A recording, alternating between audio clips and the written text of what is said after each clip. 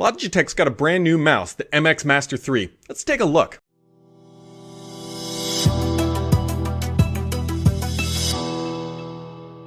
What's up everybody, Brad here, and Logitech released an updated MX Master mouse. This is the MX Master 3, and I've been using it for several days now, which is about long enough time to give it a decent review, because at the end of the day, it's just a mouse. Now, for a little laying of the playing field here, this was my previous mouse, which was the original OG MX Master mouse, which I've been using since the spring of 2015. So it is roughly 4 years old at this point, and you can see these two side by side. It's very much an evolution of the MX Master series. It's not some dramatic overhaul. It's not going to change your life. But let's just roll the video that Logitech put out, because it does a good job of sort of highlighting some of the features. You've got the two scroll wheels. You've got a new textured rubber design on the exterior. And I will tell you that in the dramatic marketing videos, it does look much more angular and cut and chiseled than I think it does in person. But the video, as a marketing video does,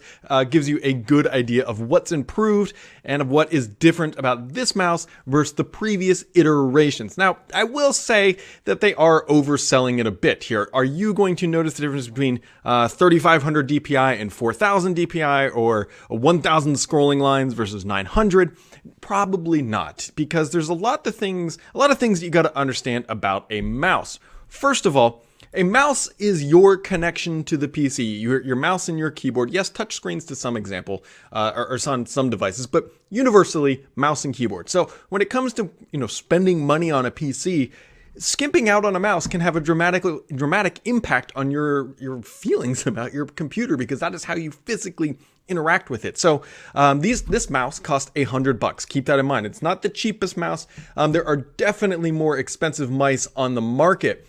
All of this being said, is this a good mouse? We'll just cut right to the chase. Is it a good mouse for gaming? No. Is it a good productivity mouse? Is it the best mobile mouse? No. What this mouse is the Toyota Camry, the Honda Accord of the mice world. It is just a good mouse across the board. It is not going to excel in absolutely everything, but it's just a really good mouse at a whole bunch of things. First off, it's super comfortable. Super comfortable. Logitech has updated kind of the rubbery material on it, and it gives you, your hand is not going to slip off of this. Now, one thought you might have is, hey, that stuff might wear out or replace or whatever. So this is my Logitech mouse, very similar material that is 4 years old. And granted, you can definitely see some of my palm rest and all that stuff, but it's still held up. Like, this is not in bad shape by any means. Yes, you can kind of see where I've eaten pizza too much a little bit with it, but it's 4 years old. It's a 4-year-old mouse, and it still works mostly fine. We'll get to that in just a minute. Charging here, USB Type-C, that is a big change. One thing I do wish about this mouse is that it supported wireless charging. That is where the industry is going. I'm sure that's where they're going next. It'd be nice to just drop this onto a charging pad like I do on my phone and charge the mouse. That being said, Logitech claims, and it feels relatively close, that 1 minute of USB Fast-C charging time will give you 3 hours. 3 hours on this thing. So I tested it because mine actually arrived mostly dead. And anyway, so I tried it. It felt roughly right. They are saying up to 70 days of battery life on a full charge. Can't test that one because it hasn't been out for 70 days. But what the point here is that quick charging, you shouldn't have to be charging all that often. So, is wireless charging a deal breaker? Absolutely not. The reason I am getting rid of this mouse, and this mouse suffers from the same thing, is you cannot replace the battery easily. Yes, I know there's videos on the internet about how to crack this thing open, change the battery, and you'll be fine. The battery on this thing is only lasting a few days at this point before being recharged. And so what's going to happen is I'm going to just move it to a different PC, keep it plugged in probably most of the time, and otherwise the mouse still works absolutely fine.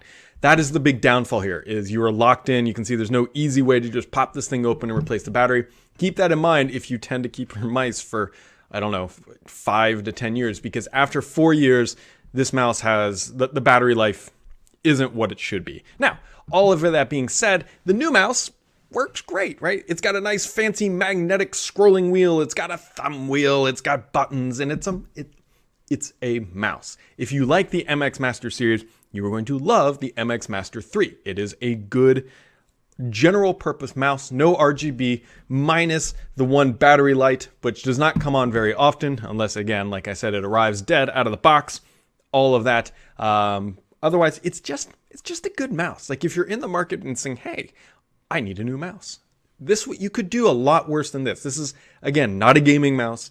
You can find productivity mice with more things. You can find better ergonomic mice that are more rounded. But again, overall, it's a good mouse. Wireless, Bluetooth, all the basic things. 3 profiles available if that's your thing. And of course, there is the Logitech software. The Logitech software allows you to remap and do everything you would ever think. And you can even add gesture supports, which I personally find gimmicky. Do not buy this mouse for the gesture support. Basically, you can hold down a button and drag it, and then certain things will happen. I don't personally like it. I just don't like it. I don't know how else to describe it. The software is okay. It makes it very easy, but Logitech being Logitech, they want it always front and center for everything. And so it's definitely going to try to pop its way back into your life. Just keep smashing it down or uninstalling it potentially, depending on what you need. I personally only remap one button, which is this one, to a screenshot. Other than that, it is pretty much stock in bare bones. I pull it out, plug it in, use it, and don't even think about it, that is the most important thing when it comes to a peripheral. You want to find one you like, because if you start thinking about your mouse all the time, that means you probably don't like it, and it's not a good situation to be in. So what's the final kind of takeaway from, getting a mouse? This one's good. It's good. I could highly recommend it to somebody who needs a general purpose mouse. People who get these mice are generally very big fans of them. I personally think you could do a lot worse. That being said, guys, go grab this if you need a new mouse. I give it a thumbs up review, and that's all we got.